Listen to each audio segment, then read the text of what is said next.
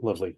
Well, my name is Kevin Wetmore. I am the director of the MFA in Performance Pedagogy program here at Loyola Marymount University. I am also a scholar and academic, obviously, professional actor and director myself, and I'm also a stage combat choreographer. So I get to teach actors how to hurt each other safely, which is a lot of fun. And I run the campus Shakespeare Festival. It's all productive use of ADD. But we're here today to talk about the MFA program, which I think is very exciting. The word you're going to hear me use a lot is flexible.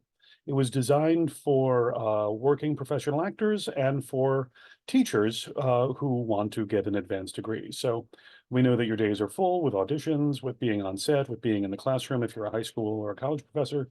So the degree was designed with maximum flexibility in mind. And it's going to be a bit boring, but I'll start with the numbers. 20 is the number of classes that you take to get the MFA. The degree is 60 units, 23 unit classes, of which 7 are required. We have 7 required courses: Introduction to Theater Pedagogy, Issues in Theater Pedagogy, Teaching Acting, Theories of Acting and Directing, Research and Writing in Theater, Directing, and Inclusivity and Justice in the Theater Classroom. So those are the 7 that you have to take. Then there's thesis, that's 2 courses, and that's a total of 9, and I'll come back to the thesis in a minute. Which means 11 courses, over half the degree is what do you want to be when you grow up? Because we recognize people might be taking this degree for very different career reasons. Maybe you want to teach at the college level. Maybe you want to open up your own studio. Maybe you're already a high school teacher. You want to get your California State teaching credential in theater since there's a new theater credential. Maybe you don't know. Maybe you're a working actor and thinking about getting into teaching. Great. This degree was designed for you. And those sort of 11 electives are, what do you want to do with this degree? Well, then let's take courses in that. If you want to get your teaching credential, then you'll take some classes down at the School of Education. You'll have some classes with us. And in addition to the MFA, you get your California teaching credential, or at least you complete the coursework that you need to get that. If you're interested in teaching at the college level, we say, well, okay, well, what are you interested in teaching? And so some of those courses, those elective courses, will be just regular classes, things like teaching Shakespeare, teaching viewpoints, teaching Raza boxes, teaching theater for young audiences. I teach a course called Survey of Dramatic Literature, but unlike an undergraduate survey of dramatic literature where, okay, here's a Greek tragedy, here's a Shakespeare play, here's a play by Wole Soyinka, here's a play by Arthur Miller, here's a play by Paula Vogel, congratulations, you just read plays. The idea for an MFA in Performance Pedagogy survey of dramatic literature is every week you have to find 3 texts that you would use in your classroom. And I give specific assignments during certain weeks. So this week, I need you to find 3 plays for college-age students that contain characters that are neurodivergent or disabled. The idea is, rather than writing a final paper of research, you end the course with a list of about 150 plays that you can use in your classroom. I don't assign specific plays. Instead, you find them. Again, the idea here being, what are you going to do when you get out of here? Let's give you the tools that you can use to be an effective theater professor or theater teacher. Some of those electives, however, are not going to be classes. Instead, they're going to be experiences. So we say, okay, you're interested in teaching acting for the camera. You've had a lot of work in the industry, and that's what you want to teach. One of your classes this semester is you're going to TA the Intro to Camera Acting class. And then the following semester, you're going to TA the Advanced Camera Acting class. And then maybe you TA the voiceover or the cold reading audition class. Because that way then you get experience in training those things, but direct hand-on experience where you're working with undergraduates, working with an expert teacher who's already been teaching this for decades. So you get that experience of working in the classroom with them, but also having experience of teaching undergraduates yourself. So that is one of your classes, for example. The thesis is a 2-semester project. The first semester is preparation, the second semester is execution. How does that work? I'm glad I asked. 95% of MFA students teach a class for their thesis. So you spend the first semester designing the course. You meet weekly with your thesis advisor, you create a syllabus, you generate assignments, you do the research, and then the second semester, LMU hires you. Literally, LMU hires you to teach the course you just designed. Now, in some cases, students will take a course that's already on the books. I just want to teach scene study, or I want to teach intro to camera acting. Cool. That's a course that we already have on the books that you are more than welcome to teach. But you still have to design your syllabus for it and work to create your content for it. And then we offer it. A lot of students, however, design what they will call their signature course, something that they're particularly interested in teaching. So we had, for example, someone develop a course on Meisner for on-camera acting. We had someone develop a course called Acting Through the Body, and thinking about the physical nature of acting. A similar but very different course, Acting Through the Senses. We've had students deal with courses in breath and spirituality, feminist approaches to acting, Black acting theory. Students have come up with a number of different approaches to teaching acting, and they created what would be their signature course. And cards on the table here, just to sort of explain the impetus of why we do what we do.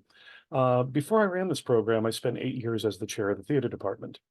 And not a week would go by that I wouldn't get 2 or 3 packages in the mail from people who had just moved to LA. They have their MFA from fill in the name of a good school. They taught acting there, and they're in town trying to do the whole acting thing in Los Angeles, but they'd love to teach for us. And my response was always the same. Yes, you would love to teach for us because we're a great school. But there's nothing, again, I have a file of 400 of applications of people who could teach for us. I'm looking for people who can teach more than just beginning acting. I'm looking for people who can teach a variety of things. And the packages that I got that said, I can teach camera acting, I can teach stage combat, I can teach voice and movement as well. I can teach, these extra things. Those are the people who get called in for interviews because I'm looking for people who can teach a variety of classes. And I'm bearing that in mind as I'm running this program. From the second you arrive, we're thinking about what happens when you leave. How are you going to work? Where are you going to work? What are you going to do? Because there are 923 theater degree granting institutions in the United States, at any given moment of which about 10% are hiring, either adjunct or full-time, instructor, tenure, etc. And so there's work, but it is competitive, particularly if you want to stay in Los Angeles or you want to go to New York or Chicago. Those schools tend to get much more applications to work at than if you're living in, rural West Virginia. No disrespect to that state. So one of the things that we're thinking about from the second you arrive is how do you stand out from the pile? How do you get to that interview stage? How do you get the job that you want? For example, one of the elective courses I teach is called The Academic Life. You've had all these courses in theory and practice and pedagogy. You've been teaching students. You've been doing all the things. But let's talk about how universities actually work. Let's talk about how university budgets work. Let's talk about the hiring process. Let's talk about what an academic CV looks like. You might have a great acting resume, but what's going to get you in the door is a great academic CV. So what does that look like? What are the things that stand out? We look at how universities actually work. We read a book that everyone hates called How University Budgets Work, but it's one of the most valuable things you'll encounter because if you enter the university, someday you will be chair, especially in the theater department. Nobody wants to be the chair of a theater department because it's extra work. So everyone takes turns. And when it's your turn, you need to know how to do it. Even though you're like, wait, I don't even have the MFA yet. I know. But we're looking for the future because when schools are hiring, they're looking at you going, we want this person. When Yale hires, they'll hire 10 people thinking we're only going to tenure one of these. When a place like LMU hires, we're hiring you to stay here the rest of your life if you want to, God willing, and the creek don't rise. You do have to do the tenure process, but we're hiring you because we want you to stay, because we think you're a good fit for our program. And I find most of those 923 programs are like that. So let's give them a you that looks like you're here for the duration because you have the skills to pay the bills, not just to teach the classes that you want to teach, but also that you have value added for, the overall theater program. Other people do thesis, they direct something, or they'll write something, or they'll engage in a particular project. I have a student right now for her thesis. She's creating a program for elementary school performance in the LMU, not LMU, excuse me, in Los Angeles Unified, the large, the school district here. And that's her thesis. So most people teach a class, there are other things possible. Between all of these things, 20 units, or sorry, 20 classes, 60 units, 3 years, you get a degree. Now let's talk about those numbers. A full-time student takes 3 classes per semester, but this is not like undergraduate. So in your first semester here, let's imagine you're taking those 3 classes. The classes themselves meet in the evenings and weekends, because again, you're teaching, you're a professional actor, you have a day job, we're not your life, we're a part of it. So classes meet either from 4:30 to 7, 7:30 to 10, or 6 to 9, Monday through Thursday evenings, and you'll only meet one night a week, or Saturdays from 10 to 12:30 in the morning. So even if you're carrying a full load, that might look like you have class Monday from 4:30 to 7, 7:30 to 10, and then Saturday from 10 to 12:30. And you're a full-time student. You're on campus 2 days a week. However, the following semester, you might have class Monday from 7:30 to 10, Wednesday from, let's say, 6 to 9, but then you're also TAing a camera class that meets Mondays and Wednesdays from 4 to 5:30. So you're here for those 2 days a week, but one class is one that you're TAing and two classes are the ones that you're taking, and that counts as 3 classes. If you do the 3 classes per semester model and one class each summer, you finish up in 3 academic years. It's a 3-year program that way. We have very few students who have actually done the 3-year model. We have some chronic overachievers mostly who either carry an overload or who do 4 classes every summer instead of one, because we have 2 summer sessions and you can do 2 classes per term. And if you do that and you do the math, 20 classes, 3, 3, 3, 3 plus 4, 4 equals 20. You can finish the degree in 2 years. We have other students, because of their schedule or because of their financial situation, or because they have a family and don't have a huge amount of time, just take 1 class per term. But 1 class per term for 4 terms during the year means in 5 years you finish the degree. And even those students will sometimes say, "Oh, this semester I'm going to do 2 courses, and that puts me that much closer to finishing the degree in 4 years instead of 5." So again, I mentioned earlier flexibility. The degree itself is flexible. We offer the required courses at least twice during the 3-year period that you'll be here. So there's no one who has to stay longer because they don't, we didn't offer a course that you need. You can finish the degree in 2 or 3 years if you want to. You can finish it in 4 or 5 if you want to. That's really kind of the way it's designed. So again, flexibility. Let's see, what else? You can be as involved or not involved as you want. So for example, we have some students who just show up, they take their courses, they're good. We have some students who become more active in the life of the department. They become involved in production. We end every year with a festival of student work. It's all student written, directed, and designed. So sometimes the graduate students will get involved in that and help produce, or they'll help direct, and they'll mentor the undergraduates on that, and that counts as a course for them. We've had some students who get really involved in the life of the university, join student government, get involved in various clubs and programs. Once you're a member of the FAM, you're a full member of the FAM. Also, we have one of the best and cheapest gyms in LA. If you are a student at LMU, you can use the student facility, the student gym facilities for a moderate price. I think it's like $10 a month for students. I used to belong, but now that I'm older, I hate working out next to 18 and 22-year-olds because they just make me feel bad about myself. So that and the pandemic, I'm like, I'll just walk places now. That's what we old and sedentary people do. But you also have access to the campus pool, which is really nice. We have an amazing library. We have amazing programs. We have a summer Shakespeare festival. This summer Shakespeare festival, for example, we have 3 students acting in it and 2 students serving as assistant directors, 1 student serving as a vocal coach. So again, one of your courses might be working for the summer Shakespeare festival, where you're interacting with undergraduates and seeing how an academic slash professional theater company is run, because the company itself is equity, plus guest artists, plus students. So the graduate students get involved in that as well, if they want. None of this is mandatory. I've been talking for a long time. Does anyone have any questions? Anything you need clarification on? Could you go over again? You said at the very beginning, I was getting something right with. There's 7 primary courses that you have to take, and then 11. Could you go over those numbers again? I did. There are 7 primary courses, 7 required courses, 2 theses, and 11 electives, a total of 20 courses.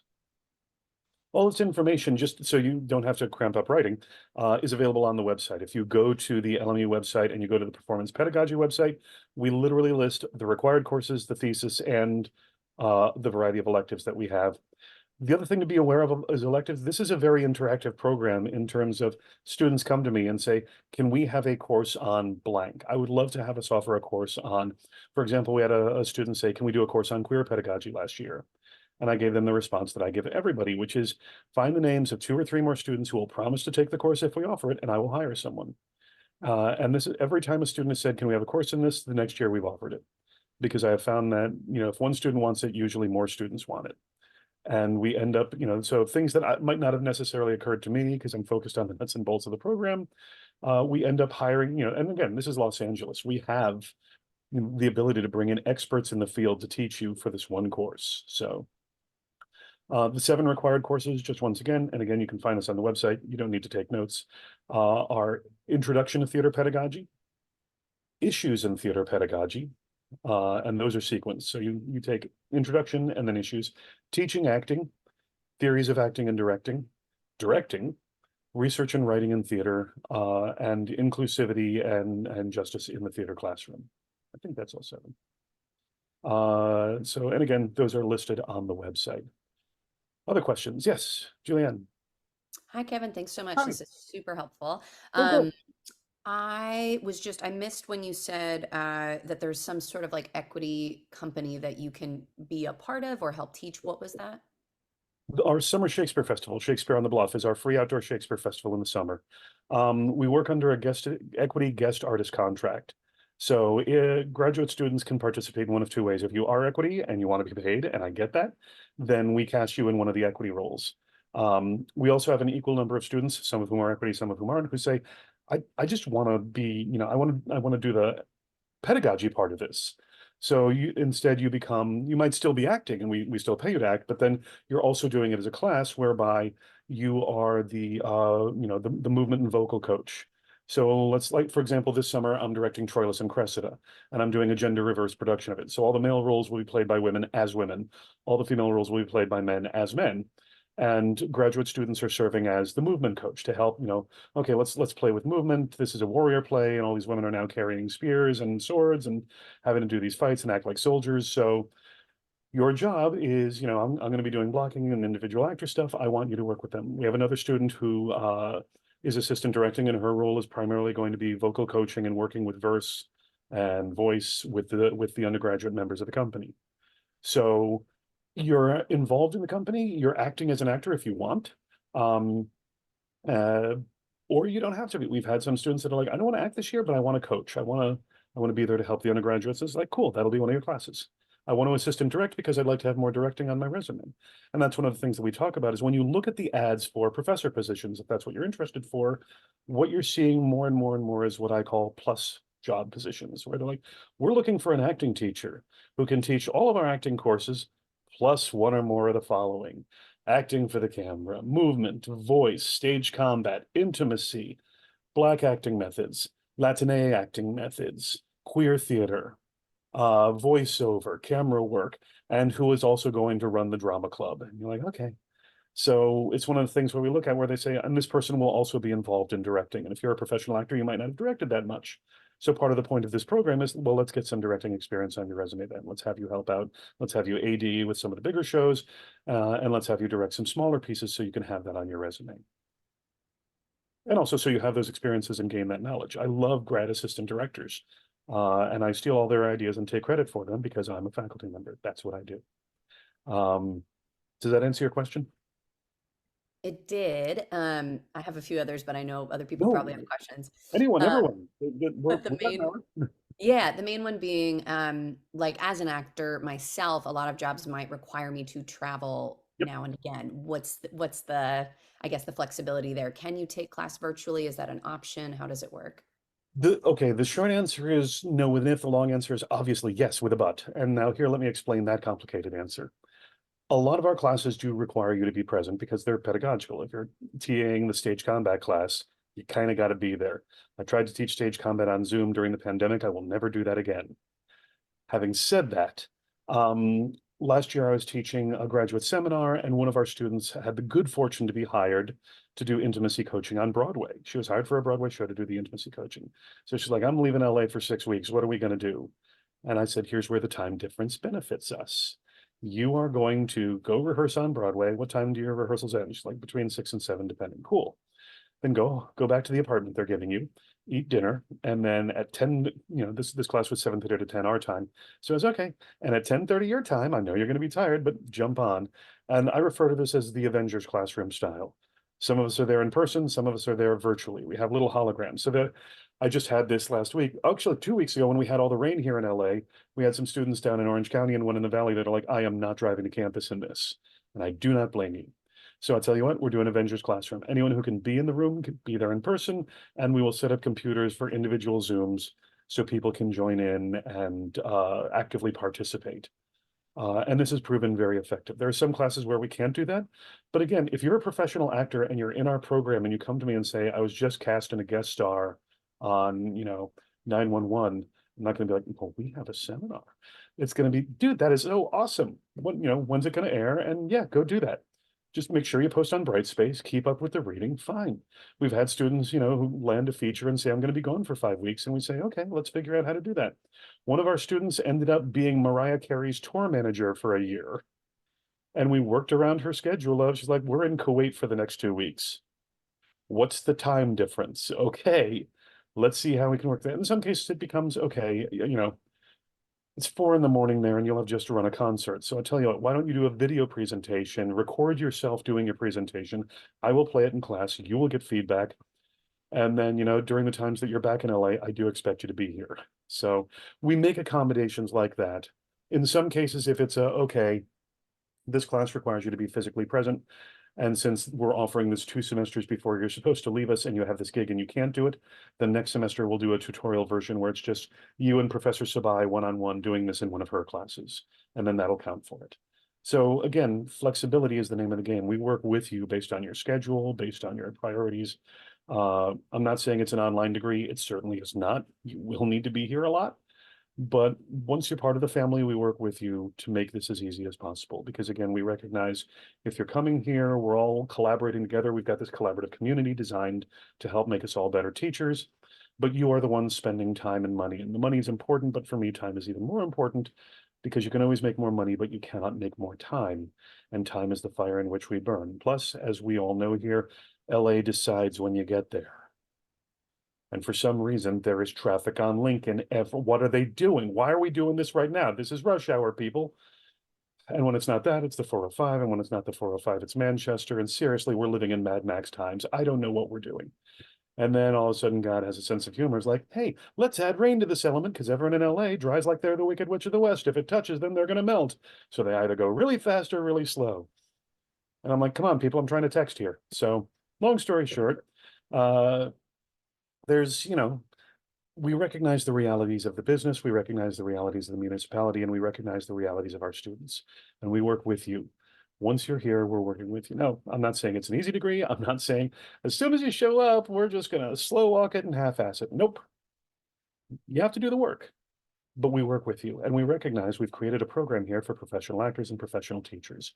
And we know, because we are also professional actors and teachers, we know the realities of that business. Flexibility. I told you you'd get tired of hearing it. I'm going to say it again. Flexibility. In fact, in your second year, we tattoo it on the body part of your choice. I'm kidding. We do that in the first year. Other questions? I know, Julianne, you said you had some more. I've seen other people mute and unmute. I had another question. Please. Could you speak to the research and writing course? Sure. That course is usually taught by Dr. Arnab Banerjee, who is one of the department theater historians. The idea here is if you are going to be working professionally as a professor, you've probably heard of the phrase publish or perish. And in most contemporary American and international universities, publishing also includes creative work. So for example, I write books, but I also act and direct. And I'm like, look, I just played Falstaff, at this theater. That should count as a publication, but I also just published a book on the film The Conjuring, and both of those sort of count as publications. But the other thing to be aware of is when you go up for promotion, when you go up for tenure, even when you're looking for a job, we talk a lot about our peers, but what we don't have mostly in departments are actual peers. What we have are colleagues. Because when I go up for promotion, or when I went up for promotion, the people at the college level and at the university level who are reading my dossier, there's a physics professor, there's a historian, there is, someone from screenwriting, there's someone from Asian languages and literatures, and someone from the School of Education. And when I come in and say, I teach Meisner, they say, I have no idea what that is. So part of it is learning how to write effectively about who you are and what you do. Because at the university, a lot of times if you're writing grants, if you're working on projects, you need to be able to effectively write about what it is that you're doing. And the other thing is, especially for people outside our discipline, there's a lot to be done in terms of writing, in terms of publishing, in terms of reviewing. So in Dr. Banerjee's class, you spend a couple course sessions at the library, learning how the library works, learning what the resources are there, because this is also helpful to research when you're a professor, when you want to find out what's out there, what's available to help with your class, to put stuff on reserve. One of the assignments that he does that I think is absolutely brilliant is you pick a book that has just been released and you contact a journal's book editor and ask if you can review the book for the journal. And it's for a couple of reasons. One, to learn how to write about other people's writing, to review books for the field, which is something that professors do. But also, and here this comes back to from the second you arrive, we think about what happens when you leave. We're looking at your CV. If you write a book review or two during this course, well, those are lines on your CV that say you have a publication record. Because, and we're getting a little bit in the weeds here, but the idea is when you're applying for jobs as a professor, one of the things that they will look at is, do you have a history of performance, creative, and research work? And is it sustainable? Is this something that you're going to keep doing here? So it's very useful to say, here's my acting resume, here are the TV shows and films I've done, here's the theater that I've done, and I've also done several book reviews. And in Theater Topics, I published an article about the challenges of teaching ASL to hearing students. And it's like, oh, that's so cool. That's the sort of thing that ends up having really interesting conversations in job interviews, but also just with your colleagues around the table. So looking at thinking about yourself, not just as a performer, but also now as an academic. So it's not like you go into that class and it's, you need to write a 45-page paper annotated with footnotes using at least 3 foreign languages. No, it's about how to profess, as in to become a professor. Does that answer your question? I mean, I'm Yes, a thank writer, so I like writing. I like that. I have them, my seminar meets right after that one. So some of the students who are in that class do come in and have that, just got back from the Nam look, that sort of haunting 1,000-mile stare of, Arnav's making us do this. I'm like, yeah, I know. That's a lot. But here's the thing. You're actually going to enjoy that. It just seems intimidating now. And then they come back the next week and say, this is the best book I ever read. Okay. So the courses themselves are somewhat varied. Some of the seminars can be reading heavy, 200 pages a week. But again, this isn't like undergraduate where you're reading 100 pages of Plato and then you have your chemistry textbook. This is like my students this week had to read Artaud's The Theater and Its Double. So crazy Frenchman saying Aristotle got everything wrong. It's all about spectacle. It's all about the actor's body. And on stage, we should have lots of blood. And then we come in and have these fun conversations about the difference between Artaud and Brecht and what's going on with naturalism and why naturalism won out over these other forms. So even the more intensive academic courses are really about conversation and thoughts and reflections and conversations that down the end will then influence what kind of professor, what kind of teacher, what kind of pedagogue or instructor you are. And it's also just sort of a fun break because we just get together and talk and we teach each other. And in the more practical courses, everyone prepare a lesson on how to do one thing. And, next week after you prepare your lesson, I will assign each of you 2 students from the class and the rest of us will watch. And so, Gabriel, you come in and say, I want to teach someone how to tie a short bend. And we go, okay, well, Julianne and Alicia are here. Show them how to tie a knot. And then we watch you do that and then talk about, okay, what was the approach? What were the challenges? So it's stuff like that. We try not to pile on the similar courses at the same time. So you're not, except for this semester, you're not going to take theories of acting and directing and research and writing at the same time, because that might get overwhelming. Instead, you'll have issues in theater pedagogy, seminar in research and writing, and then you're going to TA the devising course, where the teacher walks in on the first day, hands everyone a copy of the complete works of Edgar Allan Poe and says, in 14 weeks, we will create a play based on this. And you're like, cool, I'm in the room. Why is there a box of umbrellas over there and all this black fabric? And the teacher will then say, I don't know, but we'll find out together. These are instruments you can use to make visually interesting moments on stage or not. And you're in the room working with them, observing. Oh, something to say about that, which I think is really kind of interesting what we do, is when you're TAing a course, the instructor of your course is not the person you're teaching with. So let's imagine you're TAing with me on the stage combat class. So the course that you're taking is teaching stage combat, but I'm not the instructor of that. You're my TA. The instructor for your teaching stage combat class will be Professor Sabai or Professor Purvan or Professor Benedict or Professor Noon. Why? Because you need to be able to speak candidly and completely about what's going on. You need to be able to, to sit down with them and say, this week was really interesting. We were doing rapier dagger work. We had some text from Romeo and Juliet. Kevin's very effective at getting the students to feel safe and work well with swords, but he doesn't know anyone's name. He calls everybody dude. And, he really shouldn't be showing up that drunk. I'm kidding, of course, I never drink when I'm that high. The point is, you need to be able to say that to someone without me being like, none of that is true. Well, you're getting a C in this class. You need to be able to talk completely candidly about me as an instructor and the things that you like, the things that you don't, the things that you worked and the things that you didn't without worrying about my ego getting in the way. Um, I have an 8-year-old and a 10-year-old, so I actually don't have an ego anymore. They have very, very effectively gotten rid of that. But we do that just so you can have these conversations with someone about what you're getting out of the class, while still having conversations with me. And I will, let's imagine Professor Sabai is your instructor of record, is the LMU language on that for that course. I'll tell her, oh yes, Julianne was very good. She took direction well, and I hope she got a lot out of it. And yeah, I'd give her an A, and Stacey would be like, yeah, we've had really great conversations. Curb the drinking, you get the A. I'm going to be honest, I'm saying this before you've even applied. Cards on the table, I don't care about your grades. And I tell this to the undergraduates too. Let parents, you, whoever's paying for it, worry about the grades. I'm far more concerned that you learn. The grades are a result of, the assessment the university makes me to do to make sure that you got it. But I'm far more interested in your ability to process the information, to embody it, to take it and make it your own. With the undergraduates, if I have a class that's small enough, I don't give a final exam. Instead, they all meet me for like an hour and a half for coffee somewhere. Like, I'll meet you at the den. We're going to drink a cup of coffee together, and you have an hour and a half to tell me everything you learned from this class. And I will ask you questions. And if you answer well, congratulations, you got A on the final. I think that's far more effective than forcing you to memorize dates and names, which we hide in books and on the internet.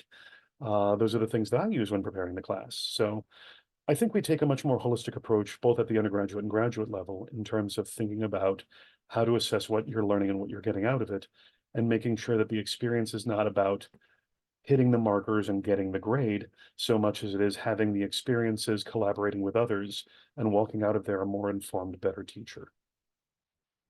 Make sense? I'll climb off my soapbox. Other questions? Please. I have two that sort of fit into each other. The first one being, um, I am currently interested in either getting my master's in this realm or maybe in social work. And the two Sure. things feel like they might overlap, especially in theater. Yes. Um, I am a professional actor, and the state of our industry just always makes me realize how much we need social workers in these environments. And Yeah. um, and just sort of like the abuse that goes on in so many contexts is something that makes me want to leave the industry often. So first off, I guess, is there an opportunity to sort of like cross major? Like as a dancer, I would love to take dance classes in the dance department, or incorporate elements of musical theater, or take, Sure. psychology classes. Is that part of this or no? The short answer is no. The longer answer is it's not that simple. Sure. You can't just take other classes, undergraduate classes in particular. However, you don't get what the rules say or what you deserve, you get what you negotiate. So we have had students say, can I do a directed study in which I sit in on a psychology class, work with a psychology professor, a theater professor serves as the instructor of record, and I'm present in the psychology class and I'm doing what they're doing, but I'm then bringing it back to theater and talking about theater. And we say, yeah, that can be one of our classes, or more accurately, one of your classes. We have a few professional dancers in the program right now who are interested in the drama, or sorry, in the pedagogy of movement and the pedagogy of integrating text and movement and all that. And the short answer is, yeah, go over and talk to the people in the dance department and see what's possible, and we'll work on it from our end. Dance does not have a graduate program, and while on the one hand, graduate students cannot take undergraduate courses for graduate credit, but the workaround, Alicia, you're not hearing this, the workaround is then you do it as a graduate course with us, except you're present in that other program. In terms of the social work aspects, I think that becomes a little bit trickier. However, as I mentioned, what is your interest? What do you want to be when you grow up? What do you want out of this program? Let's find ways to make that work. So we have a number of people in the program who are involved in intimacy coaching and in issues of actor care. And my colleague in the program, Stacey Sabai, does a lot of work in terms of actor care and mental and emotional health of performers. And so certainly I think there's room for a class in that and a directed study in that. And as I mentioned earlier, find me 2 or 3 other students who will take it. And I will bring in not just Stacey, but I will bring in someone with more degrees than a thermometer who will offer a seminar on that very topic. We can also look at things that are being offered down in the School of Education. because we have an exchange agreement with them. We've had education students come up and take theater courses, and we send students down for the credential program to take classes down there. So let's look at what's possible there. So I can't say a definitive yes, but I also can't say a definitive no. I can say we'll always work to find out what's possible and what your interests are. And we've also done things where students have taken a course outside the university and we transferred credit in and said this will count. We had a student go to Ireland over the summer and brought back 6 units of, teaching Irish theater, just because of the program that she was working with at Trinity College Dublin. And so we transferred that in and it counted towards the master's degree. It does have to be at the graduate level. You can't go to the local community college and take some social work classes and we'll take it. But, again, everything's negotiable in terms of why are you in this program? What do you want from it? Okay, how do we facilitate that while maintaining the rigor, while maintaining our credentialing requirements in terms of LMU's credentials? We're accredited by NAST, we're accredited by WASC, which used to be the Western Association of Schools and Colleges, but now it's something else. So these aren't sort of sneak arounds. These are, let's take what you're doing and make it work, if that makes sense. So yes, Chelsea. Hello, thank you for doing this open house. This is so informative, and I'm very excited about this program. You've honestly already answered the majority of questions I came in with. But my question is, you mentioned courses in acting for the camera and TAing different types of courses. I'm mainly curious if there are ever collaborations or crossovers with other departments, like the School of Film and Television, or even music, dance, other performing arts departments at any point. Yep. We have one of the top 10 film schools in the nation that are doing 21 films per weekend, because all students, graduate and undergraduate in the production program, have to do like a film every year. And then there are also the thesis films for the undergraduate seniors and the graduate students themselves. So there are plenty of opportunities there just for general collaboration. But we also have, we negotiate with the School of Film and Television, or they with us, or sometimes individual students just say, hey, can I come over and take this course?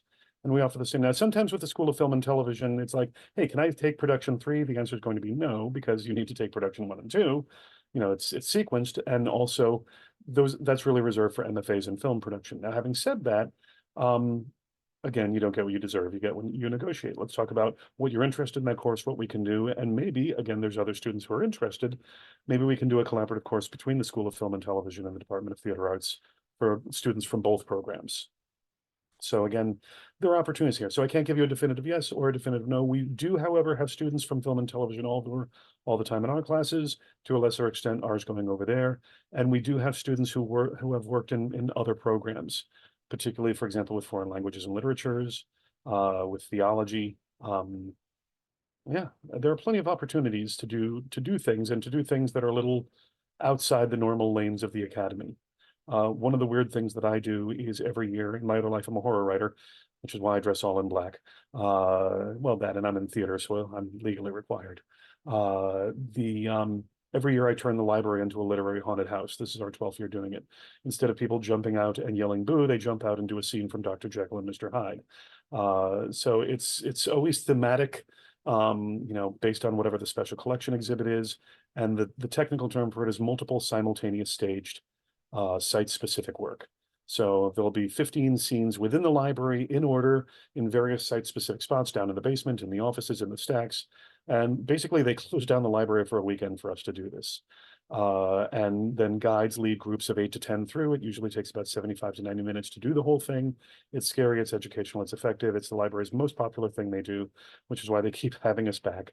It's just a weird, fun thing. But again, I've had graduate students come in and work with me on that, and assistant direct. And we had a film student come in who was like, I want to film this. And then we had another film student who wanted to do a sort of trailer for it as one of his assignments. And so our graduate students work with their graduate students again to create this sort of thing. And then that becomes a class in terms of, okay, then this will be a class on marketing and media for live events.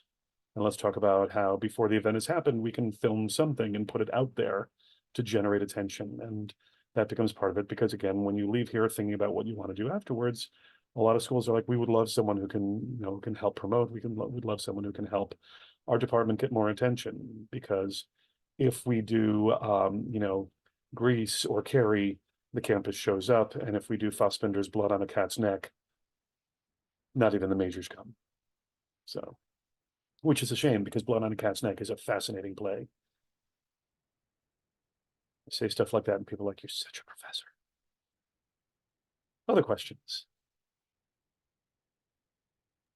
Go ahead. Ah, there we go.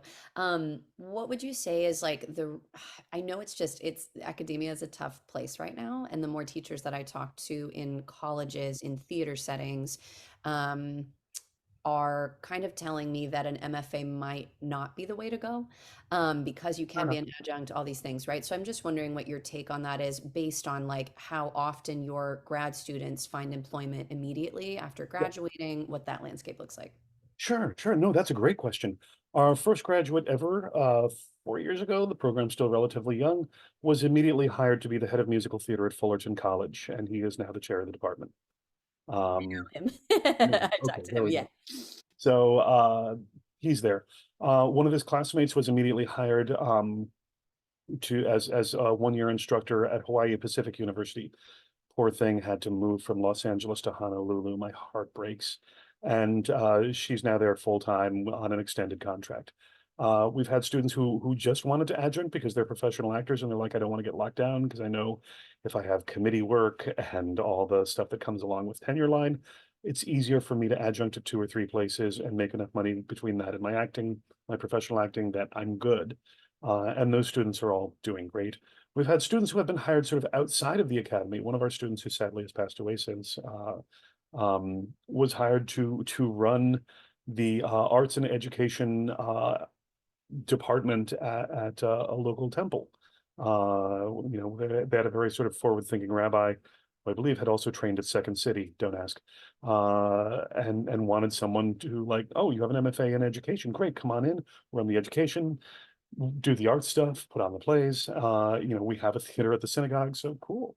We've had other students who have left LA because they got a job. One of our students, who also graduated with Josh, um, adjuncted for 2 years and then was hired to be the head of musical theater at a school in Illinois. That was just an hour away from Chicago. So he's like, I can, the nice thing about this is my partner and I can afford a house and we can live very nicely in this small town and still go see a show every weekend if we want. So we've had people who have been very successful. There are folks who want to stay in LA, which admittedly is a harder market to stay in as an academic. But having said that, depending on, again, what your career goals are, we've had other people who have been hired. We've had a lot of people who have, we certainly, if you walk out of here, we have people who are still here finishing their degree and they've already been hired at adjuncts at other places. Because what they bring to the table, how they perform in interviews, and what they can teach seems to be very exciting to people. So we have a number of alumni at Santa Monica College. We have one at Mount San Antonio College. We have, where's Maria teaching now? I don't remember. But again, and she's teaching theater history on the strength of the acting classes that she taught for them. I think the short answer is we have very good luck in terms of placing. I understand exactly why someone told you an MFA might not be the best route. But one of the things that I would point out, and I can't disagree because obviously I teach at a university and I think what we do is good. I think the academy is facing a bit of an identity crisis right now in the wake of COVID and in the wake of George Floyd and sort of America, and especially American theater, going, what are we doing in American universities as well? And Gen Z and Alpha coming after them have different priorities than the millennials and Gen Xers, and sort of what they want and what they need is different sometimes than what the expectations of faculty were. So I think a lot of places are undergoing a lot of self-study and trying to figure out how best to prepare students for the industry, while also recognizing the very real challenge. And let's be honest about these things. Maybe 10 to 12% of theater majors actually end up working in the performing arts. And if only 1 in 10 biology majors left, went on to medical school, people would be going, what's going on there? But going back to my days as chair, what I would say to parents, when parents would come in and I'd have this, sort of high school theater star, big fish in a small pond, sitting at the table with me and their parents, the parents would say, we want her to minor in business so she'll have something to fall back on. And I would laugh and say, I'm so sorry, why? What business out there will say, oh, you were a business minor? Then you're what we want. No one gets hired for their minor. My minor was Asian studies. I'm not being hired to do anything in that because the minor's for you. Here's the thing. Theater teaches creativity, collaboration, communication, how to work with who and what's in the room, how to work with low budget or no budget. When everyone else is like, it's 10 p.m., can we go home? Theater kids are like, it's only 10, let's get a pizza and keep going. Woo! point to me the business that does not want those qualities. If they hire her, they'll hire her because she was a theater major, not because she was a business minor. The things that they'll want business minors to do, they're going to hire a business major for. The accounting, the marketing, they want someone else for that. I used to get calls on the same day from the casting director of Glee to send over more college students that look like high school students, and the person who's opening a local mall because they know that theater students are shameless and are happy to talk to people, complete strangers, and walk up with a clipboard and say, "Hey, can you answer some questions for me? How do you like them all? If I were wearing a hot dog costume, would you be more likely to talk to me or less?" Because they recognize that our people can talk in public. So the funny thing is, and this is the last, I'll get off my high horse in a second. Back in 2009, God, the New York Times did a survey of unemployment by college major. At a time when national unemployment was at 9%, theater majors were at 7% unemployment. English and psychology majors were at 11%. It was great for me.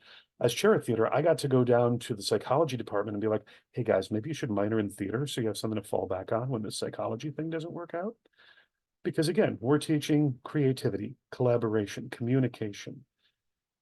And all of the skills we offer are things people want. So yes, we have a number of theater majors that go on to law school. We have a number who go into marketing. We have a number who leave theater behind and become theater teachers themselves at the elementary school, at the high school level. And these are all wonderful and noble things.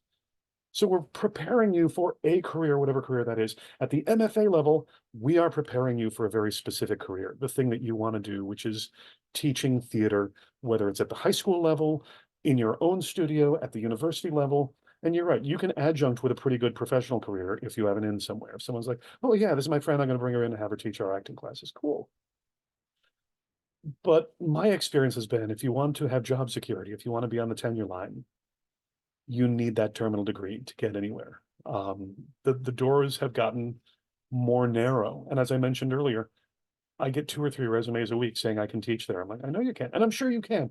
I don't mean to disparage any of those people who have MFAs in acting. They could probably teach brilliantly. But okay, it's the same thing. When you have a room full of people who can do this one thing, then what else, what else can you do? Because as a chair, I'm putting out the fires in front of me. If I have someone who can teach beginning acting, but who can also teach the Meisner class, or someone who can teach beginning acting, but also teach Alexander technique, that's the person who's going to get the job because they can do both. And so I'm always aware of that as the head of this program. How do I make sure that when you walk out of here, and here's where that good old fashioned, you're learning far too much about me, good old Catholic boy from New England, guilt and shame are the gifts that keep giving. And I stay awake at night worrying about everything. And so if I am telling people to come into this program and asking you to spend time and money, it's because I believe when you walk out of here, it will have been completely worthwhile. It's because I think you will not only get a lot of stuff out of it in terms of networking, in terms of knowledge, in terms of experience, but in terms of what it opens up to you in the future. That as you're paying back the student loans or as you look at your depleted savings, you say, this was worth it. I would not be here today if I did not believe that were true. Speaking of family, they're coming in, so you're about to hear loud noises. Other questions? That's still in a meeting. Can we keep the bickering down? Thank you. I had, oh, excuse me. Oh, you're fine. I had a question Yes. about the thesis. You mentioned that it's typically looks like someone designing a course and then teaching that course. I did. Is there an atypical case where it isn't course-based? Does it ever look like something else? We had a student write a book. Oh, She's like, there are no real textbooks out there yet on theater intimacy. And so her thesis was to write the first draft of a book about that. And she and I worked for a year on it. And she's now, I think it's out to a publisher where she's trying to get interest in having it published, but that was her thesis. I mentioned earlier another student who's working on a program for schools to take around, to train actors to go to schools in the LA unified system, to do these pieces that she's written about self-exploration and creativity, where students are sort of designed to create themselves as a puppet, and then tell stories together. And so the thesis isn't, okay, you get your degree when the first school bites and you're allowed to perform. It's, yeah, your thesis is designing this program. And once the program is designed, your thesis is over. Now, you should continue to do the work so that you can make this, she wants to do this as her job. And so it's okay, that's your thesis. Cool, let's work on it. And then she'll write it up, and then that will be sort of the final thing that gets defended. And here's your degree. But again, one of my sayings is graduation is not a divorce. We don't say, I never want to see you again, and we're keeping the kids. It's okay, cool. To all alumni and current students, all the job listings I get, I send to them and say, this has LMU MFA written all over it. This school is looking for one of you.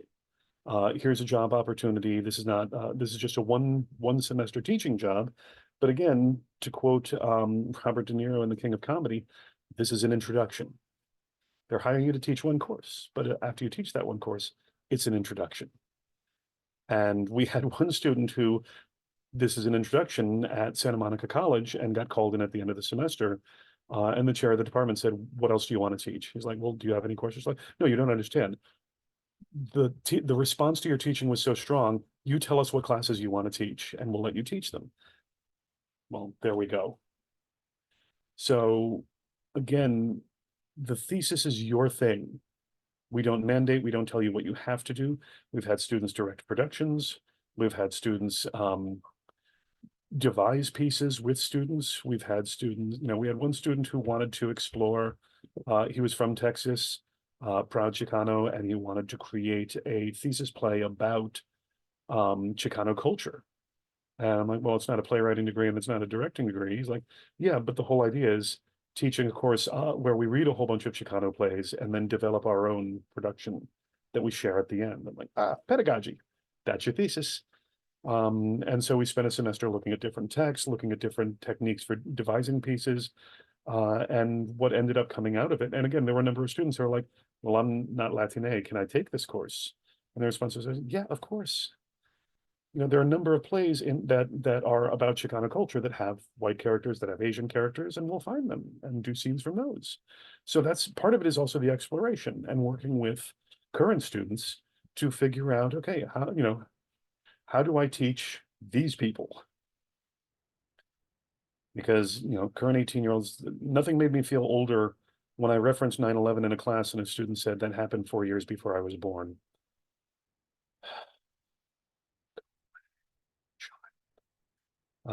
So yeah, that made me feel old, but it also made me go, oh, I need to reset my counter.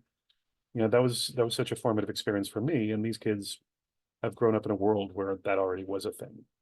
So let's see where they're coming from and be the guide on the side rather than the sage on the stage. I'm not here to make pronouncements. I'm here to lead a discussion that will lead us towards hopefully a mutual understanding of the play that we're looking at, or the culture we're considering, or the task at hand. How do we mount this play? And LMU considers play production a form of pedagogy. I am required to teach 3 classes a semester, but one of them is always directing a play. So I teach 2 classes and then I direct something. Because a lot of times the learning, especially in acting classes, the learning takes place much more in production necessarily than, all right, well, this is your Stanislavski semester and we're all going to do Chekhov plays. Instead, here's this really amazing, crazy, dynamic play from Japan that's meant to be performed by a multi-ethnic cast and deals with refugees. And there are sections that are highly improvisational, and there are moments that are incredible movement, and then there are moments that are pure naturalism. Let's do that together and see what that does. So, and again, it's a pleasure to bring graduate students into that aspect and have them come get in the sandbox with us. And we shovel a lot of sand, but then we start building things. I mean, I don't mean to brag, but I love my job. I get to go play every day. I get to go think every day. I get to go talk with people about Asian theater, African theater, Shakespeare, horror plays, Japanese cinema. And, is Hamilton still a viable thing? According to the freshmen, no, it's too old. But they were born after 9/11. Go ahead, Julianne. Okay, last question. Do you have anyone who, for instance, I'm interested in combining dance and writing specifically in a theatrical context with kids, and having that be my job eventually, but I have no understanding of business or how to form a teaching theatrical business that I run? Is that something that you teach? Like, is there business, acumen kind of involved? There are three different aspects to that, if I may be so bold, and we can help you with all of them. The first is the idea of teaching writing and teaching dramatic writing. So, for example, sadly, she just retired this year, but until this year, our playwriting teacher was Beth Headley, Pulitzer Prize winner, Academy Award nominee, and she taught our undergraduate playwriting courses. And in the first year of our graduate program, one of the grad students went to her and said, "Can I TA for you?" And Beth, bless her heart, was like, I don't know, can you? What are we doing here?" And so Beth was unsure, but said, "Okay, let's try it and see what happens." And loved it so much, asked if the student could TA for her again another semester. And then when that student moved on, Beth kept coming to me saying, "Who's my TA this year?" Like Beth really got into having TAs. But what that was for us, which we thought was really exciting, is the reason why it's not called, MFA in teaching acting, it's performance pedagogy. It's about teaching theater artists. So this student, for her thesis, took what she learned from Beth, took what she learned in her acting pedagogy classes, and created a thesis class called Writing for the Actor, which was looking at creating online content and live performance pieces to be done at things like the Hollywood Fringe, or writing for you and two or three other friends, not a one-person show, but actually writing good dramatic stuff. Not we're going to screw around and film it, but I want to write good 5-minute things that we can put up on YouTube, put up on College Humor to generate some attention. Because again, one of my things for the undergrads is we're not training you to be a waiter, by which I mean the obvious, but which I also mean as a professional actor. I'm always waiting. I'm waiting for my agent to call. I'm waiting for the casting director to make a decision. I'm waiting for someone to tell me you can do your job now. We're not training you to wait.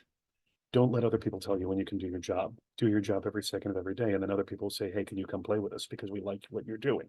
Get attention for yourself. So we're training our undergraduates to do that. So we're training our graduates to train undergraduates to do that. Take a class where you TA for Beth, take a class where you TA with Nano, take a class, and then we go over to the dance department and say, "Hey, Roz," who's the chair of dance, Julianne would really like to TA some of the dance classes to get a sense of how you teach dancers. And then you combine all those experiences. And then we also have you TA.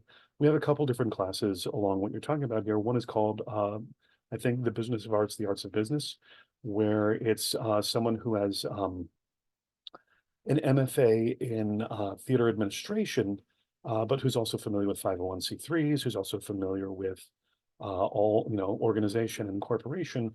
And we say, you're going to TA that course where you talk about your own experiences, because part of the course is let's talk about the unions, let's talk about agents and managers and what's the difference between them.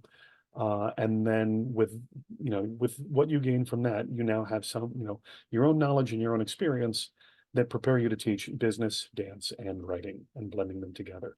I teach a course called Surviving as an Artist, which is, we've just spent 3 years teaching you how to act. Now I'm going to tell you how to be an actor in LA. We talk about the challenges of living in Los Angeles, and are there other markets you can go to? You can make a living as an actor in Chicago, Pittsburgh, Dallas, Washington, D.C. It's different than LA, it's different than New York. You still have to have a day job, but you can make a very successful living. I did in Pittsburgh.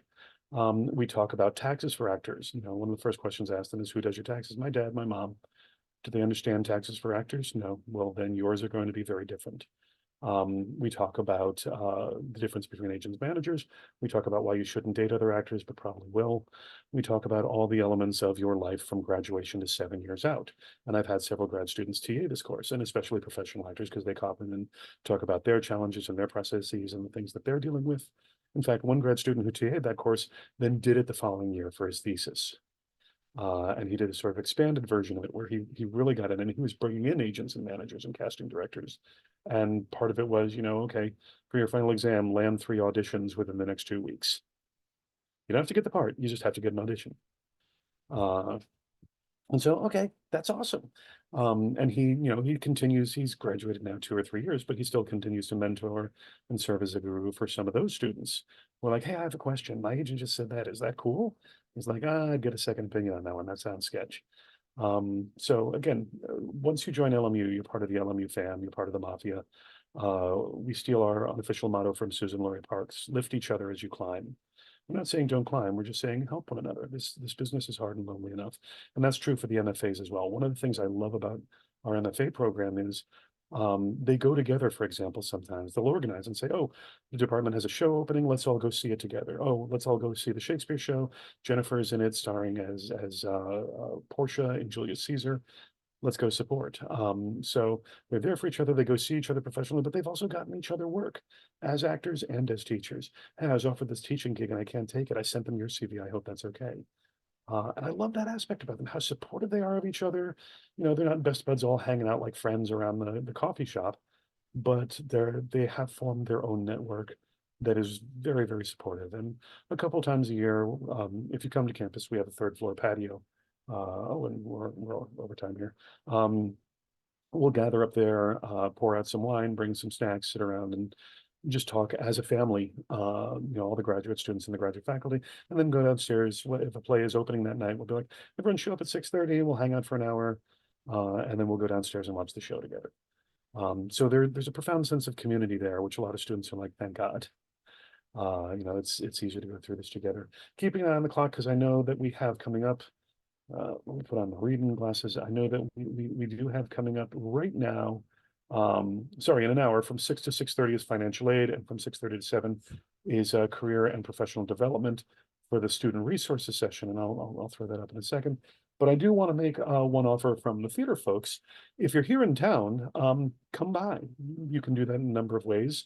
First and foremost, if you want to sit in on an MFA class, email me and I'll set it up. You can come sit in on a class, see what they're like, meet current students, talk to them, ask them about the program, ask them, if they think it's worth it, what they've heard, what the challenges are they glad they're there?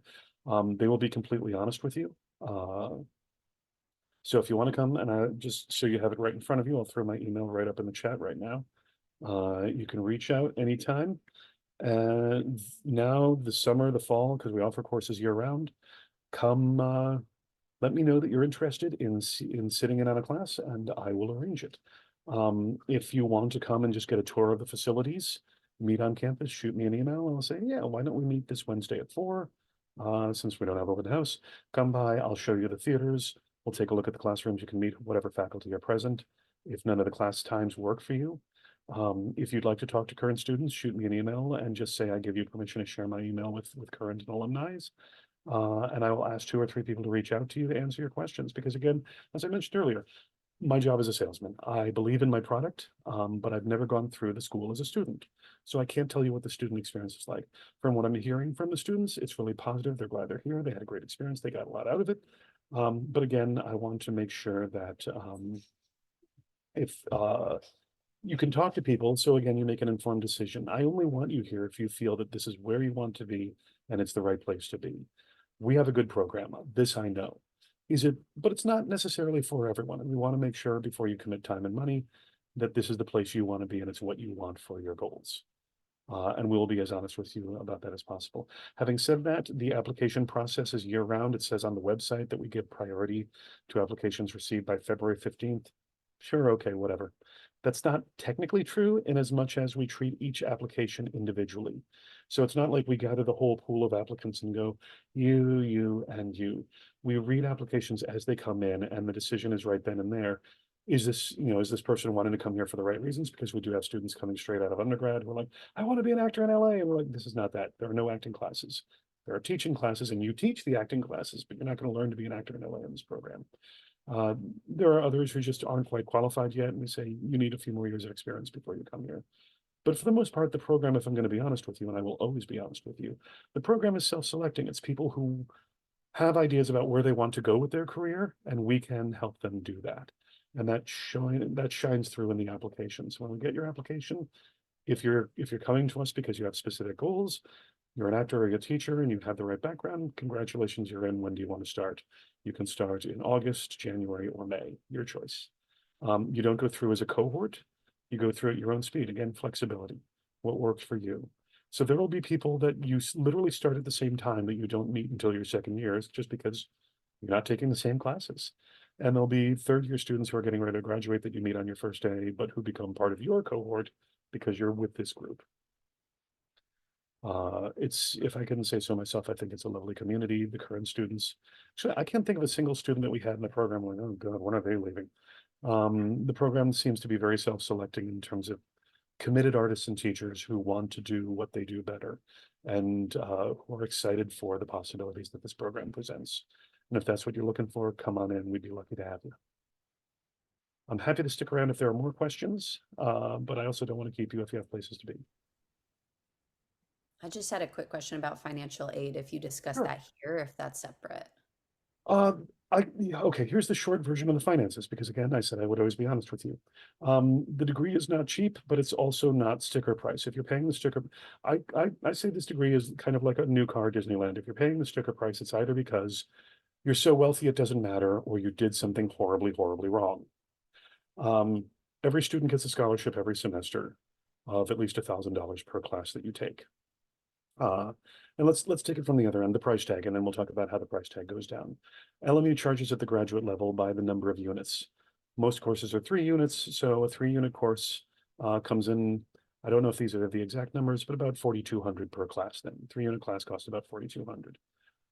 You receive, a $1,000 scholarship per class. That's how it is right now. That could change, but that's where we are right now. So that, already the sticker price is coming down a little. The second thing is we're going to hire you at least twice to teach. You're going to teach beginning acting for the non-major, and you're going to teach your thesis course, if indeed your thesis course is a course. We also sometimes will invite students to teach again something else, and we pay you to teach.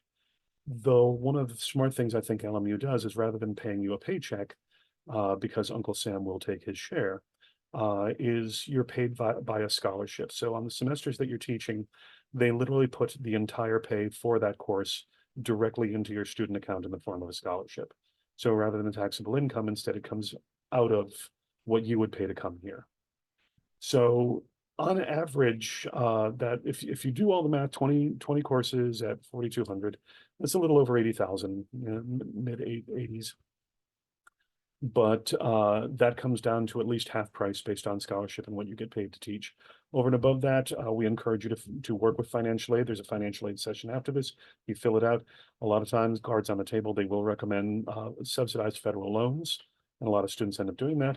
They'll also work with you. The other thing that we tend to do is the department is always looking for grants to give more graduate students federal aid. I just finished working on or to give scholarships. I just finished working on a grant where we're trying to get scholarships for graduate students. So each year, 3 graduate students get $10,000 to cover the cost of the degree. And again, I can't promise any of these things, but please know that we're working. You also might end up getting weird questions from me every once in a while, like, Kieran, by any chance is your father a left-handed Portuguese fisherman with one eye? Excellent. They have an organization that gives $500 to students who are studying theater pedagogy. Who knew? Please fill out this paperwork and I'll take care of it on our end. So we always look for ways, and we encourage students. There are forms that you can fill out, and the faculty also have a vested interest in trying to keep the degree as inexpensive as possible. Cards on the table, you will be paying something. We don't have full rides or free rides. Unfortunately, the university does not and cannot do that, at least right now. But what we do try to do is keep the degree as reasonable as possible in terms of the cost, and we work with you to get it as low as possible. And again, what I've heard from the students is the help we give is more than enough with the loans they get to make it worthwhile once they graduate, because the work they get afterwards substantially they're like, I'm making more money, all of which I'm now giving back in student loans, but the work is not retail and not substitute teaching and not et cetera, et cetera. I'm teaching at universities. So again, I recognize time and money, and these are both valuable commodities. So if you're here, we want to make sure that it is worth the value of the degree. And Alicia now has given you types of financial aid and all the information. Thank you so much. There's a lot available out there for you. You will pay something, but again, I'm prejudiced. I think it's worthwhile, but the decision is yours, obviously. Other questions, thoughts? Okay, they asked me to throw up the screen. I just saw your hand, Gabriel. I'll get to you in a second. I do want to put up, I think this is it. They just wanted me to share student resources panel. You can get to that here. 6 to 6:30 is financial aid. And again, career and professional development. Those are available through the same website that you got this link from, or it should have been sent to you. And I do recommend, if you have the time, sitting in with financial aid, because they can talk about, how to make the degree much more accessible, manageable in terms of the cost of it. Thank you for your patience. My apologies, Gabriel. What can I help with? Everything you've offered has been very helpful. So like everyone else, thank you for information. First, can you start with that career and professional development? What can we expect at that meeting? I have no idea. I won't be at it. The short answer is that's actually the university resources that are available. So there is an Office of Career and Professional Development, I believe. And actually, Alicia's here. She might be able to speak. Yes, It is our department who assists all our students and even alumni in any of their career or professional development needs, whether it's interview skills, resume building, joining different products like LinkedIn. And there's another one, I think, for being for posting information and looking for people who can hire you. But they will also talk about the support they have for each individual college. So they'll talk about like how they have a staff member dedicated to a certain college and for grad students and what kind of resources they have for that population to meet their needs. Because our students in science and engineering have very different needs than our marital family therapy, art therapy program students. So we do have CPD with us today. It should be today. And financial aid, of course, they go through our graduate student level financial aid offerings and application process.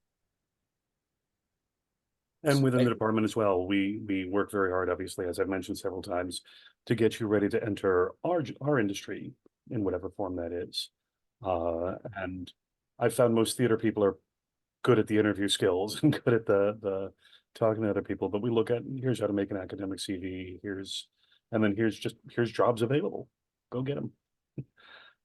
So you have the university has multiple levels vested in your success. The university itself, as Alicia was just talking about, at graduate admissions, we are in the College of Communication and Fine Arts under Dean Brian Keith Alexander, who is a remarkable leader and very strong supporter of our program. And we're also part of the Department of Theater Arts and Dance. So we have at those three levels, there's a lot available in terms of what happens when you're done. Obviously, nothing can be guaranteed, but we do best to make sure you walk out of here not just competitive, but with an edge, both to succeed in this area, but also if you want to create your own business. And that's the student who's sort of creating her own business of making something for LAUSD. So the model is already there for that to happen. And so if that's what you're interested in, let's get to work. And if the people who are here can't help you do it, the nice thing is we do have the resources to bring in those who can. So for example, with the undergraduate showcase class every year, we bring in professional managers and casting directors to literally teach that class. So it's people who literally can give you work in this field, telling you how to get work in this field. And that's one of the strengths, I think, of the department is everyone who teaches in the department isn't going to tell you what the business is like, not just academic, not just the industry, but also academics. I'm not going to tell you what it was like 20 years ago when I was looking for a job. All right. I teach undergraduates how the industry works right now and how I get work and how they can. And I talk to graduate students about here's how you're going to become my colleague. And it gives me no end of joy when I bump into alumni at big national gatherings of theater professors, like at just went right on my head, ATHE, the Association for Theater and Higher Education, which is the big organization for teachers of theater at the university level. Every year, a couple thousand of us get together in Sun City and talk theater. And I bump into alumni there all the time. And I'm like, oh, where are you now? Oh, I'm teaching at Shepherdstown. That is so cool. So to me, that's the great joy is when I bump into you and we're colleagues. That's the goal. Thank you for answering the question about what that 8:30 or 7:30 is. I want to ask also if you could, two questions. One, if you could explain how the electives work in the sense of is it a pool of pre-registered things that we choose from, or It's the electives themselves, and I'm sorry for interrupting. I don't know if the Sure. question, you seem like you were heading towards an end there. I figured I'd give you the short version. The electives are you need to take 11 classes or 11 courses that are whatever. They're not required. You just have to take a course. So some of them will be regular classes. Teaching Shakespeare is a regular class that we offer every 4 semesters, taught by a former member of the RSC. And she teaches you how to teach Shakespeare to undergraduates. Here's how to approach, here are some of the challenges, here are things to think about. The academic life, my class about how to be a university professor, is an elective. You don't have to take it, but it counts as one of your 11 courses. However, Those electives can also be, you're taking teaching stage combat, you're going to TA for me, and then meet weekly with Stacy to talk about your experiences. So your course is called Teaching Stage Combat. You're TAing the undergraduate course called Stage Combat, and that's one of your 11 electives. And then the following semester, we're doing next year. In fact, no one in the department knows this, so y'all are getting inside information, some secret tea. We're doing the play Puffs. And so you're like, I'm a big Harry Potter fan. Cool. Then guess what? You're my assistant director. And that's going to be one of your elective courses. So rather than meeting every Monday from 4:30 to 7, for 5 weeks, you're with me, Monday through Friday nights from 6 to 10 as we work with the students. And as the assistant director, as a graduate student, one of the things that I'm going to do is say, I'm working this scene. Can you please take these 4 actors into the room next door and work through with them? Oh, and by the way, Becky's having a problem. For some odd reason, she can't pronounce the word Slytherin. See what you can do with that. And so it's all about, if you don't know Puffs, it's the story of the Harry Potter books, but told from the perspective of the Hufflepuff students. And it's very, very silly, and it's got stage magic and goofiness. And we do a lot of very serious stuff, but every once in a while we pop out something that's just designed to be fun and make everyone go, I needed that. So you assist and direct on that, and that's one of your electives.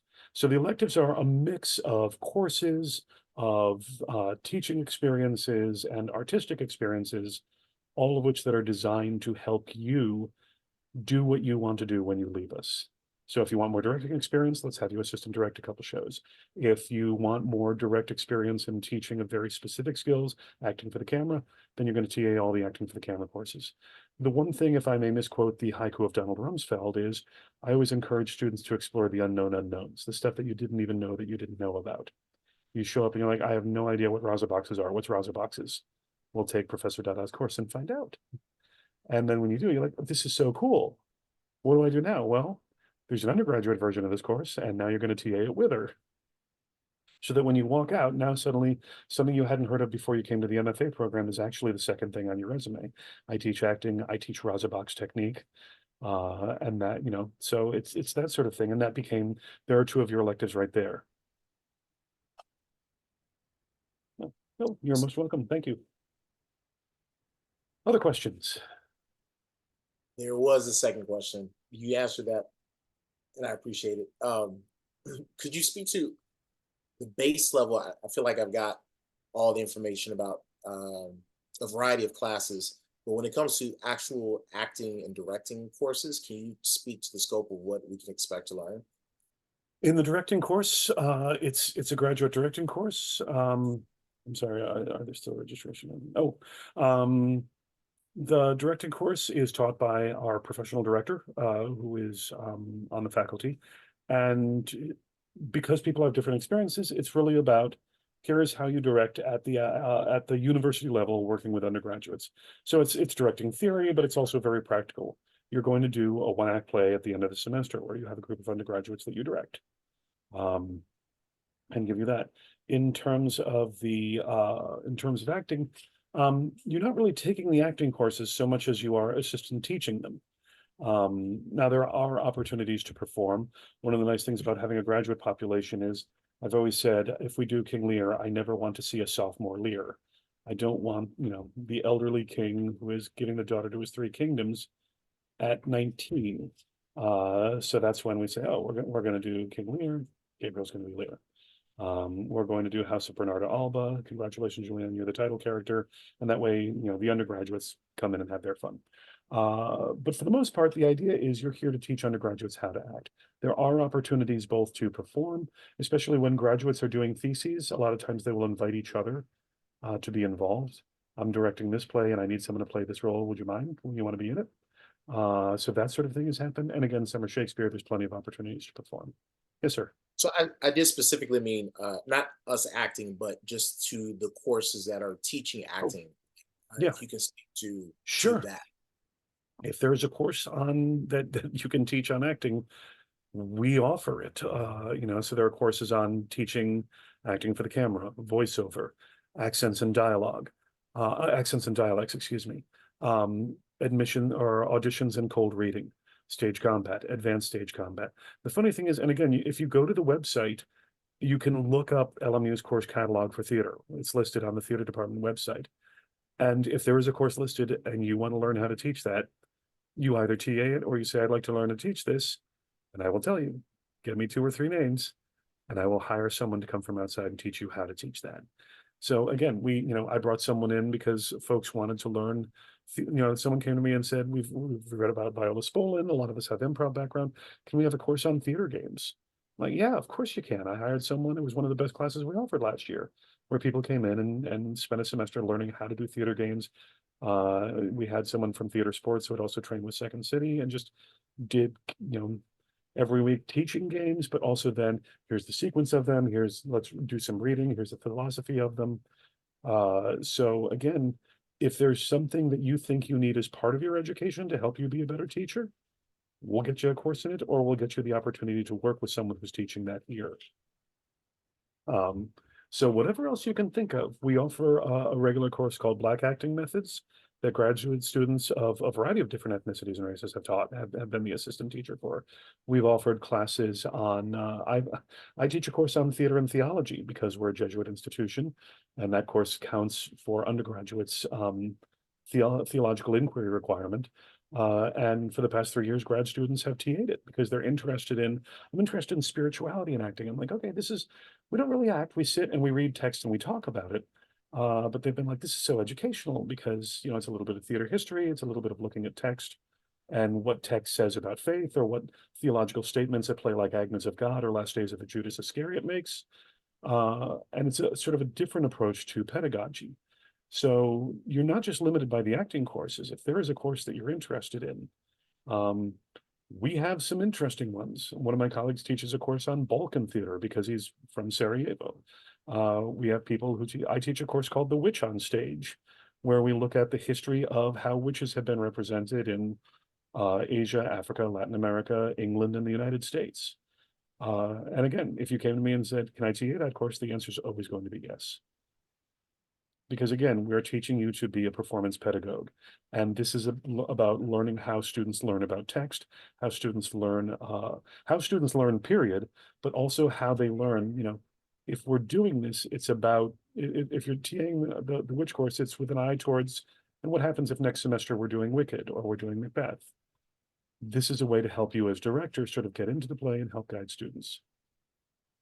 Make sense? So go look at the undergraduate courses and tell me what you want to do. And some of those will be your electives.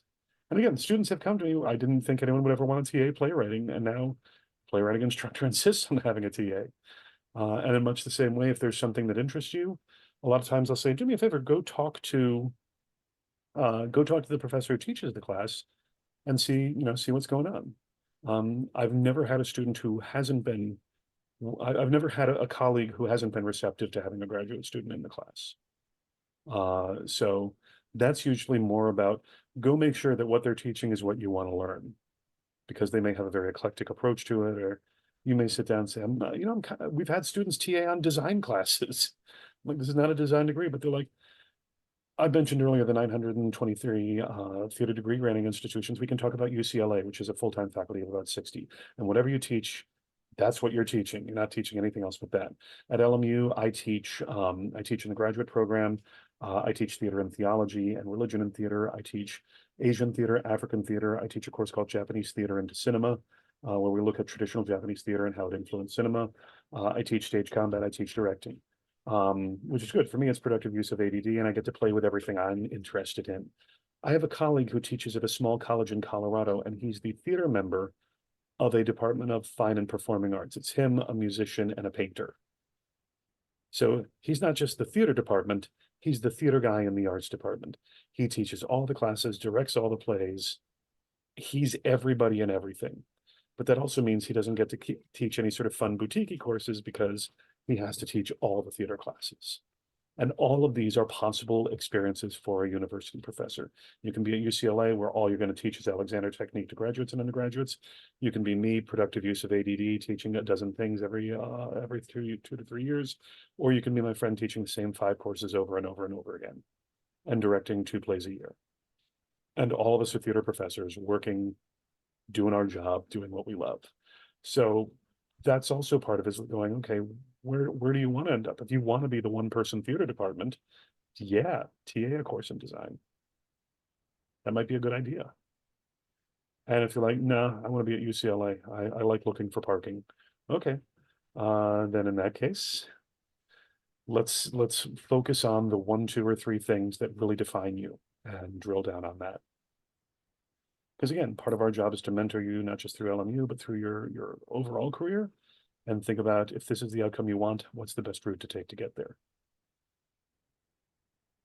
In the end, it's your education. I'm just here to facilitate. I think this is my final question. Thanks for, And if it isn't, that's fine too. thank you for that graciousness. So could you go a little more then into the directing course, what that looks Sure. like for us? The directing course is a beginning directing course for graduate students. So the assumption is at this level, you've done theater, you've worked with a director, you know what directing is. We don't have to start off with, well, a director is the person who directs the show. It's okay, let's talk about different approaches, because you're also taking a course. Excuse me 1 second, can I help you? Excuse me for 1 second. Sure, sure.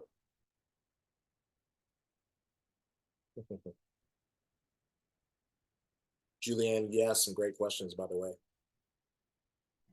You too. I'm learning from yours as well, so thank you. Absolutely. I went to UCLA, so I know the parking situation. It's not Right. cute. Sorry about that. We apparently have a toy-related emergency that Dad may need to fix. So, anyway, the directing class, you have the theories of acting, directing, and the directing class. So in the theories of acting and directing, we read the book Directors on Directing and the Director's Voice, which is interviews with contemporary directors, and we look at what directing is, what is the director's art. Students read different texts that none of the rest of the group read and present on. Here's what this person says is directing. Here's what Peter Brook says directing is. Here's what Jonathan Miller. Here's what Lloyd Richards says directing is. Here's what Joanne Akalitis says directing is. In the directing class itself, you learn, so we have the theory class and then you have the practical class where, okay, let's talk about casting practices. Let's talk about text selection. Let's talk about approaches to directing. Are you a visual director? Are you more of a actor's director in terms of my job is to get the best performances out of the actors possible? Are you a charismatic visionary who has the perfect way to do measure for measure? Follow me. Or are you someone who's like, I've been hired to do this play. Let's figure out what it's about. So it's partly about the collaborative process. It's partly about how to approach text when you've been asked to direct. And it's also about, on some levels, actor coaching. Especially at the undergraduate level, you will have different levels of talent. The nice thing about our theater department is, one, we have a huge number of undergraduates, 270, many of whom are big fishes in small ponds who came here with all the other big fishes. And I just heard you were at UCLA, so you know what that's like. Everyone, the best kid at their high school comes here to do their thing. And some of them find, okay, I can't compete at this level. And some are like, oh, bring it.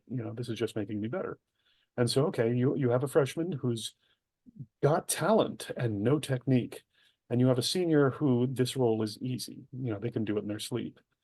And as a result, it's not necessarily their strongest performance because they're not making an effort. So how do you, as a director, work with these people to get the scene where you want it to be, while also having a designer who says, I'm seeing a lot of mauve. And you're like, okay, this is Albie's a zoo story, so I don't know why you're seeing that color, but okay, let's see where we go with this. And thinking about how you direct, what is the job of the director. So it's a nuts and bolts kind of course that deals a little bit with theory and a lot with practice. And then there's also an advanced directing course that we occasionally offer that goes much deeper into the process. Again, the idea here is we're not training you necessarily to be a professional director. There are MFAs in directing if that's what you want to do.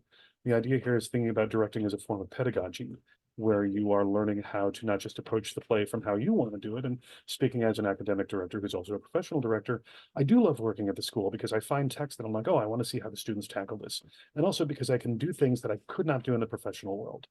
The play that I just directed for LMU, Red Demon, Ako Oni, is this wonderful Japanese play by a playwright named Noda Hideki, which just commercially probably wouldn't be viable in LA. But because we don't have to make money, I can do it with a student group and just really have fun with it. And so it's satisfying to me aesthetically and artistically, but the students learn so much from the experience. And so I'm directing, and that's one of the things that we talk about then when we talk about things like promotion or getting the job is I direct at the school. When I direct at the school, I'm an artist and I'm also a teacher. I'm teaching them, but they're also then moving towards something that I pick a play, I've picked a play, I'm directing the play, and there are specific things that I'm aiming for, and I'm helping the students figure out how to do that. I direct differently at the school than I do professionally because I don't have to train professional actors. They know what they're doing. It's probably a lot more collaborative. But with undergraduate actors, some students want line readings and some students just want freedom. And it's okay. I have half of each. How do I make that work in this room? So it's as much, and here we get to Julianne's point, social work. I have a herd of younglings at different levels of capacity and ability with different needs. And this generation especially is particularly well attuned, thank you, COVID, to their own mental and emotional health and what they're comfortable with and what they're not comfortable with. And it's funny, not to tell tales out of school, but this is something I just experienced with a graduate director who was like, oh, we should play this scene, because when the scene was originally done in the 90s, it was a comedy. And the students were like, domestic violence is comedy? What was wrong with you? It's like, it made sense in context. I'm like, yeah, but it ain't 98 anymore, baby. 2024, you can't do that. Even though the play says to do that, we can't do that. So how do we adjust the expectations? And that's a big conversation in theory classes. A lot of directors say, my job is to fulfill the playwright's mission. What happens with subsequent performances? The playwright's vision was vital in 1998 and frankly comes across as slightly misogynistic. The play is important. The play is necessary. We're going to do the play, but we're not going to be able to do it the way the playwright thought it should be done simply because the audiences wouldn't stand for it, and that's not the message we're trying to give. So how do you work with actors to make them understand, here's what it was, here's what we're doing, where are you coming from, and what is your comfort level? And how does that change it? And that experience has been really useful for this graduate director who's like, oh, working with professionals is very different. Yes, obvi. So here are the ways that you deal with undergraduates, recognizing that you're training them to be professionals as well. And in the end, it's theater. If we do it wrong, nobody dies, unless something's gone horribly, horribly wrong. For the most part, the worst thing we have is people didn't like the show or were bored or we felt stupid. And you know what? Again, Irish Catholic from Connecticut, I feel that way all the time anyway. So Would you say then, Kevin, that it's sort of, it sounds like this particular MFA sort of combines almost like an MFA in directing, maybe not playwriting, but like you get elements of those things rather than just pursuing. again, it's in performance pedagogy. Right, So the idea is teaching performance, right, which is the elements of performance. There is a focus on acting mostly, but people come in, we say we want you to have 5 years after undergrad because we need you to have that professional experience as an actor. But one of the first people we let into the program was someone straight out of undergrad who had a BFA in directing, who said, I'm a director. I want to learn how to teach, and I need to learn how to talk to actors better. My directing program was very, I'm not going to name names here, but she said the directing program that I went through was very, actors are stage meat, here's how you conceptualize, here's how you do. And I find that's really hampering my directing career because I'm working with professionals who do not regard themselves as stage meat. We're like, come on in, you need us and we would welcome you. And so she was still doing the directing stuff with us, but the focus was on, let's talk about how to talk to actors. Let's focus on how to, one of your requirements is now going to be to TA the course in actor coaching, where, the students are taking scene study and you're just going to watch how Nino and how Catherine coach actors to bring performances out of it, not telling them what to do, but coaching them, which is different. And so it's not an MFA in directing. I want to be clear on that, but there are, directing is a part of this. Writing can be a part of it. Teaching acting is a part of it. Teaching is all of it. How do you teach at the university level, at the high school level, at whatever level, if you want to open your own studio, wherever you're doing this, how do you engage with the students at the level that you're working at to get them to their next level? And in our case with undergraduates, of course, my job, as I mentioned earlier, is to make them my colleague in the industry. And there are times when students will come in as freshmen with stars in their eyes, and I'll say, I know what the problem is? You love high school theater, and I don't mean any disrespect, but you love gathering around Miss Dean's piano and warming up, and the massage circle, and the party at Skylar's house. And I'm dating myself here, but if I'm going in for a guest star on Modern Family, I don't get any of that. I'm lucky if they introduce me to the other actors. I'm playing a pharmacist. Ty Burrell is going to come in and like yell at me and then yell at someone else. And I say something and then he walks out. There's no warm up. There's nothing. So the things that you love are not what I do. Now, if what I do is what you want, come on, let's do it. But it sounds to me like you actually want to teach high school theater because that's what you loved. You love that experience. You love that community creation, or you want to do communal theater, not community theater, but communal theater. You want to be part of a collective. That's different than what we're doing here. And so it's learning about recognizing part of this is also, to your point, being not so much a therapist as just someone who has a good eye for what the students actually want, what they think they want and what they actually want and what they're looking for. We're not therapists, we're not here to psychologize them, but it's, you say this is what you want, that's not what happens on a film set. Or you say fame and fortune are what you're looking for, well, you can do that without a college degree. It's easy to become famous, it's easy to become rich. The things you have to do to get those things might not be, your parents might not be happy, but you can do them. Fame and fortune are possible outcomes as an actor, not goals. Instead, let's talk about, you're starting to get into my surviving as an artist class here, but I talk about, for me, the ideal is to be that guy. I don't want people to know my name. I want to be able to go out with my family. But there are a whole bunch of actors. I can show you their photos and you go, oh yeah, that guy. I'm like, yeah. And if you go on IMDb, they have like 150 television and film credits because they're playing that guy. Lynn Shay, she's in the Insidious movies, but she's had a career for 30 years. She's done like 220 films. Danny Trejo's an exception because he's immediately recognizable and everyone knows Danny and he makes great tacos. But there are a whole bunch of people out there like Michael Ogg, who the second you see him, you're like, oh yeah, that guy. He's tall, has a mustache, he's kind of weird looking. He was on The Walking Dead. He was on Battlestar Galactica. He did a lot of genre shows, but he also did a lot of sitcoms. And again, he's had a great career. He makes his living acting. That's a great thing. Guy, TMZ doesn't bother him when he's at LAX. But when you see him, you're like, oh yeah, that guy. That's an ideal. That's something you can pursue rather than fame and fortune or an Oscar. Yes, sir. I saw you unmute. Ha ha. You should be given an award for sustaining all these answers because we're really giving it to you. Well, that's exceedingly kind of you, but I'm just doing my job, sir. Thank you.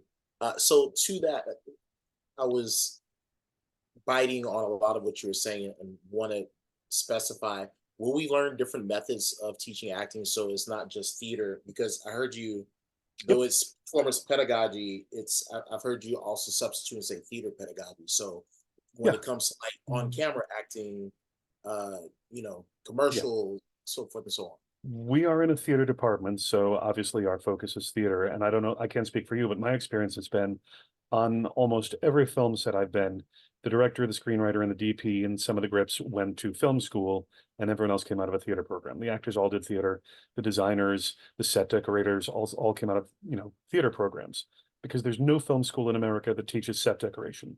There are theater programs that teach set design and scenography and all that. So if you touch the camera or you write stuff down, you went to film school, and everybody else came out of theater. So these two are sister arts. They're very close. They're a Venn diagram. And if your interest is in teaching for the industry, well then yeah, take teaching acting for the camera, then TA acting for the camera, TA the voiceover class and the auditions and cold readings technique. Because, while we do cold reading in theater, that is so much more of a film and television thing. Here's a script, come in and just read it. You're playing the doctor and, take a second. I always love it. Take a second to look it over and let's go in. I'm like, oh, this is the scene where I finally see my father's dead body and you want me to take a second to just read it quick. Okay, emotion.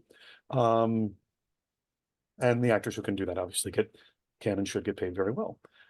So the short answer to your question is what I've said all along.